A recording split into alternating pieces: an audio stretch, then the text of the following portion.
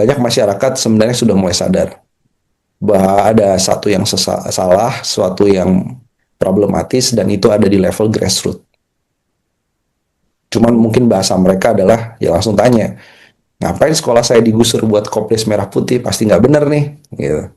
Tapi kita bilangnya, oh, isu transparansi, akuntabilitas, dan lain-lain.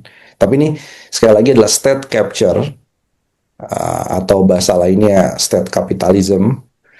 Jadi kapitalisme yang di-endorse oleh negara.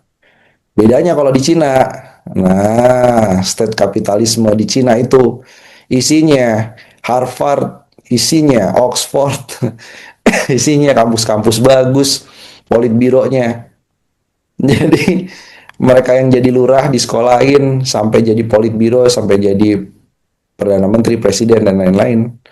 Kalau di kita ini state capture-nya zong aja, cuman karena punya muscle, punya otot. Tapi secara brain nggak ada sebenarnya. Kalau misalnya boiling point-nya secara ini ya Mas, melihat bahwa bagaimana sih global melihat Indonesia itu sendiri gitu kan. Karena mungkin ada kaitannya dengan, mungkin kalau tadi yang ngomongin yang di bawah gitu ya, bagaimana head to head antara misalnya Kopdes dengan masyarakat gitu. Tapi kan sekarang juga ada otak-atik BUMN dengan Danantara seperti itu kan, yang mempengaruhi mungkin juga iklim bisnis di Indonesia seperti itu. Dan kemudian juga kita melihat bahwa semakin sulit juga karena ada efisiensi dan sebagainya karena MBG. Bagaimana sih sebenarnya otak-atik BUMN, pembentukan Danantara, bagaimana sebenarnya secara global ini melihat Indonesia gitu ya? Apakah justru semakin buruk kepercayaannya gitu, global itu kepada Indonesia dengan adanya itu, atau seperti apa sih gitu? Ya, ini seperti ayam geprek.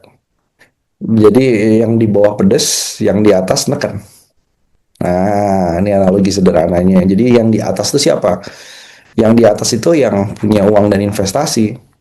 Jadi Moody's, UBS, MSCI sebelumnya, ini mereka yang kredibel dan dipercaya untuk melakukan evaluasi kan, karena mereka kan on behalf atau berpihaknya kepada investor. Jadi investor bayar tuh tiap tahun kepada Moody's, ya, lembaga pemeringkat rating. Saya kalau masukin uang ke Indonesia aman apa enggak?